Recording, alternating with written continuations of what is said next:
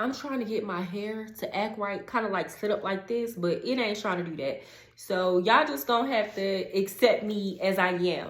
With that said, hey y'all, it's your girl Mariah Sincere, and I'm back with another video, y'all, and it is 2024. Guys, I gotta fix these shorts, so they just gonna keep rolling up my thighs. Thick thigh problems. Oh, with that said, guys, I hope that y'all brought in the new year around people that you love, that love you back.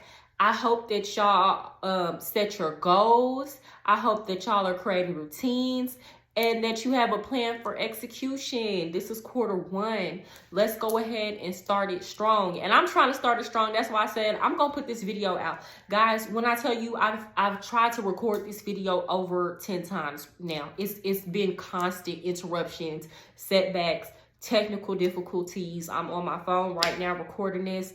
I've had neighbors being loud. They might still be loud. My daughter is in here watching something on TV so that she doesn't interrupt me. So with that said, I'm moving forward. Okay, I'm getting over this perfectionism and everything has to be perfect and has to be a certain way, or else I'm not gonna do it. No, one monkey don't stop no show. Hell, 10 monkeys don't stop no show. So on to the title of this video, guys. I left the last bit of inner pick me that I had in 2023. Okay, she's gone, she's dead, and I'm better for it. Okay, and I was so delusional that when I started out last year, I didn't realize she was even still there. Okay, you think that you've grown past certain things or beyond certain things when really it's just now new levels, new devils, and you have to go through certain things for certain things about you to be revealed, right? Because the journey is always about us, right? With that said, guys, let me say this.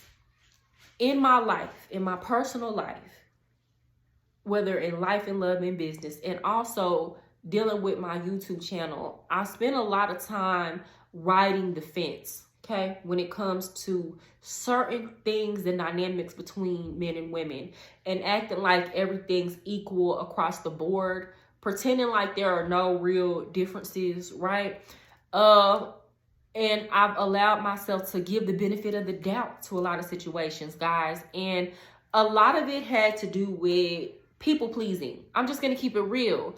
Y'all, I'm a very empathic person. Like, it might not seem like it, but I'm very sensitive. I feel very deeply. There are certain things that I might go home and like cry about in private that people don't know about. I feel the pain of others very easily. Like, it's easy for me to place myself in somebody's shoes. And I used to think that that was a flaw, but honestly and truly, that's what makes you human, okay? Because other than that, you just roaming around like a wild beast, right? And then you develop strength from that. You understand? So a lot of the times I would kind of ride the fence and try to play devil's advocate because I didn't want to hurt men's feelings. Okay. Like, I don't enjoy that. I also didn't want to be seen as mean, angry, or bitter. You know, you want to seem like happy. And a lot of the times I think when we believe this, we feel like when women try not to hurt men's feelings and you try to play devil's advocate and you try to pretend certain things aren't going on when they really are, a lot of times it's because you think you'll be like appreciated for that. You're trying to be a light. You're trying to be some type of beacon of hope and lead these men to God. But honestly and truly, you can only lead people down the correct path by, if they want to be led, first of all, and you can't lead them down the correct path stooping down to the level that they're at, right? All you can do a lot of the times is walk an example and distance yourself from people. And the people that want to learn, they're going to come along without you having to deny reality and without you having to beat certain things over their heads. Y'all understand what I'm trying to say? So I spent a lot of my time trying to appease men's feelings and ignoring a lot of the things that I was seeing. And that all kind of came to a culmination in me being very depressed this year, right? I feel like this year men really let me in on their world. I'm sorry, y'all. I'm low on battery. In a way that a lot of women never ever get to see, right? I'm a Gemini, first and foremost. So I like to learn things just for the sake of learning things, whether it be science, math, astrology, psychology, just anything. People are always surprised about the wealth of knowledge that I have on various topics. Now, am I the smartest person? There are certainly a lot of topics that I can't speak to you about in depth. And then there are certain things that I can. So no, like I'm by no means the smartest person, but I like to learn for the sake of learning. And the psychology of men has been one of those things that really interests me, because we are very different, right? Very, very different from men and women are very different from each other, but also men are very simple. And I think I went deep down that rabbit hole this year, to the point where as a woman, it drained me to the point where I was depressed. I was gaining weight. I wasn't handling things in my life with the same bounce back that I normally do. And it was all because I had this deep, dark energy that was penetrating my life. So y'all know, it started off kind of like with me taking that trip to Colombia and kind of seeing what men were really in South America doing, right? And talking to these men. And then again, I've always kind of kept certain men in my life, or I'll entertain just certain conversations with men when I'm out and about and ask them certain questions. And I think a lot of the times men open up to me far more than they open up to other women, because I don't get as angry, or I don't really get mad when I'm talking to them, because there's no reason to. Like, if these men aren't paying your bills, or they're not in your life, or you're not dating them romantically, there's no reason to get mad about the things that men say, because as long as you don't allow them into your life, it can't touch you as much. I'm not saying it doesn't touch you at all, because there's a bigger system we can talk about, but you can minimize it to where it doesn't affect you at a soul level, right? But I think too, this year was really a lesson in me trusting myself, because it got to the point where I was hearing these same things from different kind of men, right? Various men in different professions, different socioeconomic statuses. I was hearing these same kind of things over and over, but continue to like keep talking to them just to hear the same things over and over. And it's not like I wasn't getting it. It was that I needed constant confirmation, when it's like, no, you don't need to keep talking to them. Like, you know how they operate. You can trust yourself. And a lot of the times it ended with me like kind of like, there would be so many times where I would talk to dudes and their like wives would be present, and they're trying to like convince me that men don't behave the way I'm saying that they do, or the way that they've told me that they behave, only for the wife to turn around and, you know, tell me about this man doing exactly what I said that these men do, or cheating on them and things like that. So it's like I'm steady inserting this poison into my life, because it is, guys, a lot of these things that you'll learn about a man, if you'll be quiet enough and listen and ask questions without judging, but just listen, a lot of things that you'll hear, I think if women really knew and understood what you were dealing with, it would depress you guys.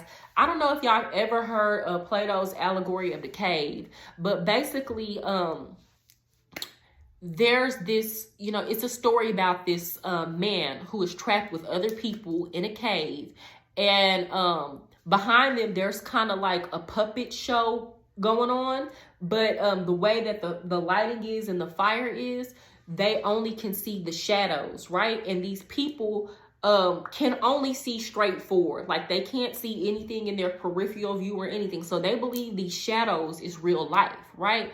And I feel like that's the dynamic that most people are stuck in. Well, one of the people gets free and comes into the light, and it's so blinding at first. Like it's painful. And then they see that there's this whole other reality that the people in the cave don't even know or understand or never seen or can even comprehend. So, you know, this person goes through this process of being in pain until finally they just really accept the reality. And then when they're trying to come back and tell the people that are in the cave, hey, this is fake. What y'all are seeing in front of you, this is not real. This is a delusion.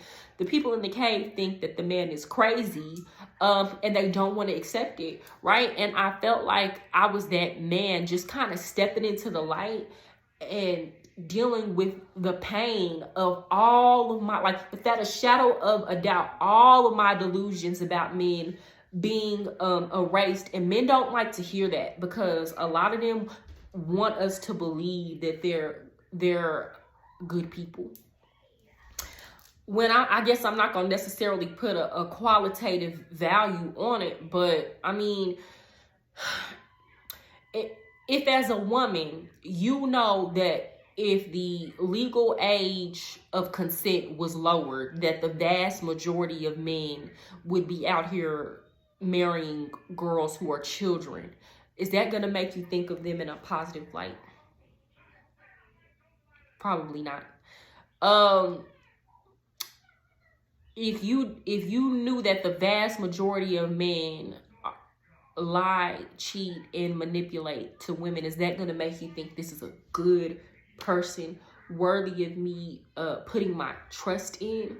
You know, probably not, guys. Let's be real. Like, let's deal in reality here. Another thing that happened this year is I chose to engage in I guess date a man who I kind of figured out very early on that this person, you know, had sent a representative. They weren't who they said they were, and that this person would lie, manipulate, and gaslight me. You know, once you learn men, you can predict what they're going to do 5 steps ahead. However, when I met this person, I was in a pretty open space. Like, I was open to receive. Like, I was really genuinely happy. I had done some work on myself. Were there a couple things in my life that I was still kind of sad about? Yeah, but I was on the right path. So when I met this person again, that inner pick me. Like, I was like, okay, let me be open. Let me try something new. And then things took a turn, and I started to see what it was, and it pretty much culminated into it ending the exact way that I already knew it was going to end. Again, more self-inflicted pain with me trying not to accept that men are the way that they are. So I'm not even going to blame that man. Like, I should have never even accepted a date from him. It should have been a no, I'm good, from the beginning. So with that said, my saving grace this year has been my daughter, because she is a sweetheart. She's just a ball of light to be around, a great ball of energy. And B, me developing community and friendships with other women. Mind you, I've had some of the same friends for the past 15 years, really good girlfriends. And let me tell y'all, I have seen clips of men telling women, we don't need to, you know, our female friends are what's keeping us single. And let's be honest, they don't want us to come together in real, true community. You know, a lot of the narrative that's put around is that we have these friendships with women where, you know, these women are encouraging women to go out and cheat and go out and sleep with a whole bunch of men. And that, honestly, that is true for a lot of y'all in y'all's friends group. And that's why the friendships are not ending well, right? Because those friendships are not female-centered. They're male-centered. They're centered around y'all getting together, always complaining about men, right? Always the solution. If you have a friend who your man is cheating on you and her solution is for you to go cheat back, Yeah, like that relationship is going to be toxic. Or let's get cute and let's go be around men, right? Me and my female friends is definitely not like that. Like I have to, if I was in a relationship and I, you know, and my man cheated on me, my female friends, they would kind of in a roundabout way, you know, they wouldn't necessarily say leave, but they would ask me questions. They would definitely let me know I deserve better than that. And yeah, they might tell me to leave. If my man is hitting on me, my friends are definitely gonna try to lead me to where I can seek help. I can go sleep over their house, right? But they're not gonna tell. They're also gonna tell me value your body. Like my friends are not gonna tell me to be go out here casting my pearls before swine. When we get together, it's really female centered. Like we make goals together at the beginning of every month, and then we check on our goals at the end of the month, and we hold each other accountable. I have the type of friends who, if I say I'm on a diet and I go out to eat with them, they're like, sis, you just said you're on a diet, you don't need to eat that, right? I have those kind of friends, and a lot of times y'all can't build those type of communities with women because y'all are too sensitive. Y'all don't want to be held accountable, and accountable in ways that grow you, not accountable in ways that make you subservient to men. Not one of my friends would ever tell me to go back to a man that cheated on me, right? They might say, you know, I will support you, I'll still be your friend if you choose to do that, but they're not gonna convince me that there's any benefit to staying in that situation, period, because my friends love me and care about me. And that's the type of camaraderie amongst women that men don't want us to have with each other, honestly and truly. And what I can say, I've also witnessed, and this is something we've just kind of done naturally, we don't bring men into our space. Every time we go out together, we have game nights, movies, and things like that, we don't invite men. Okay, so there's no arguing amongst us because somebody brought their raggedy ass husband around and he decides he wants to start hitting on certain members of our friends group. And now we're all fighting because we chose to insert a man into our situation. Mind you, we're all platonic friends. We haven't, you know, people want to say women are gay when we get together. None of us have slept together. This is platonic, healthy female friendship. And it has been my saving grace. And because of that, I have decided for the rest of this year in 2024, I'm completely, as much as I can, eliminating the presence of men out of my life because they added absolutely no value last year. Okay, it left me depressed and feeling hopeless after every interaction with them. Like, I never left a conversation with the man feeling like I had hope for the future, that there are good people in this world, that I could make a difference, that I could be a better person. Like, none of that. It always detracted from me. So I'm not going on any dates this year. I don't care. Any man that I dealt with in the past, they're getting left in the past. Why? Because they added no value in the past. I don't see any reason why they would add any value in the future. If a man texts my phone, unless it's about work, block. Okay, blocked. Same thing goes for social media. I'm not interacting with men at all. I mean, if I don't know you, I definitely don't respond to your DMs. Only time I ever respond to like a man's DMs is if like I've known you and it's been on a friend thing. But once it turns into anything outside of that, I go ghost. But even that, I'm not even responding on like a friend tip. I'm canceled. All male friends canceled. Again, they don't add the same value that my female friendships add, okay? If men try to hold conversations with me in public spaces, I don't need to hold a conversation with you. I've heard all that y'all have to say. Again, unless it has to do with my workspace, it's good day and goodbye, sir. If they come try to start a conversation to open the window for them to holler at me, it's no thank you. Immediately. And men will try to convince you they wasn't trying to holler at you. Again, I'm not susceptible to any lies and manipulation, right? This is an experiment. I want to see how far I go this year, how much more happier and at peace I can be this year if I eliminate a major source of energy drainage in my life. And I want to, anybody who wants to do this with me, I challenge you to embark on this. Now, if you feel like you've genuinely benefited from the presence of males in your life and they haven't been a source of unhappiness, then carry on. Like, I'm not trying to get anybody to jump on my bandwagon, but if you've listened to what I talked about that I experienced last year, and you feel that, okay, this might be a major source of unease in your life or is holding you back, then hop on the board, okay? I challenge you to try this with me, and we can talk about this. We can talk about our experience as the year goes by. And I want to come to y'all next year with my, 2025 video with amazing things to say. I want to come to y'all having grown. I want to come to y'all having hit some personal goals in my life that I probably wouldn't otherwise have hit if I had males in my life distracting me and keeping me like depressed, all year. So with that said, guys, I hope that y'all have a good day. I hope that y'all have a happy new year, and I'm sending love and blessings y'all's way. Enjoy the rest of your day. Good night.